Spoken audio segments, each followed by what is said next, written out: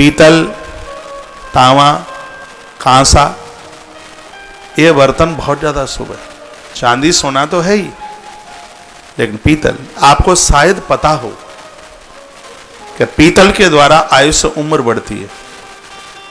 इसलिए जब बिटिया का विवाह किया जाता तो भामर पड़ने से पहले, विवाह से पहले एक ठिक चलता है, उसको बोलते हैं लगन चढ़ रही है, लगुन जा रही है। और उस लगुन में एक परात दी जाती और वो परात पीतल की होती। पता नहीं आपके एरिया में ऐसा होता होगा कि नहीं होता होगा। और वह प्रथम जो बर्तन दिया जाता वो पीतल का होता था, वो परात पूरी पीतल की होती। कि घर में पीतल के बर्तन होते हैं उससे उम्र बढ़ती है।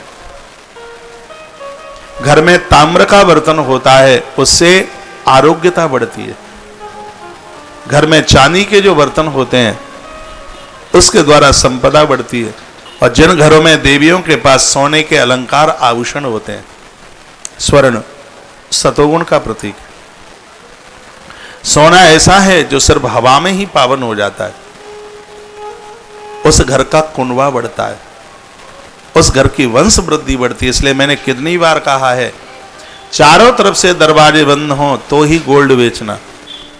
उन लोगों के लिए क्या कहूं जो अपनी घर की बहुओं के आभूषण उतार उतार के गिरवी रख देते हैं या बेच बूझ के आ जाते हैं। पूर्वजों के द्वारा मिला हुआ स्वर्ण वो तुम्हारी वंश वृद्धि को बढ़ाने के लिए, एक खोटे कर्मों में उसे मत बेचिए। स्वर्ण घर में वंश वृद्धि को बढ़ाता है, चांदी कर्जे को नहीं आने देती।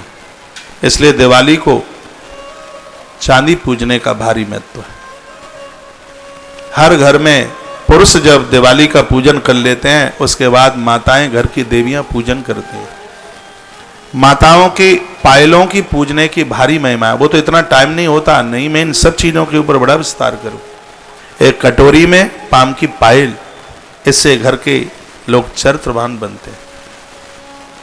भगवान गणेश और मां भगवती लक्ष्मी का जो पूजन होता है उसमें एक एक चीज का बारीकी से बड़ा वर्णन किया गया है।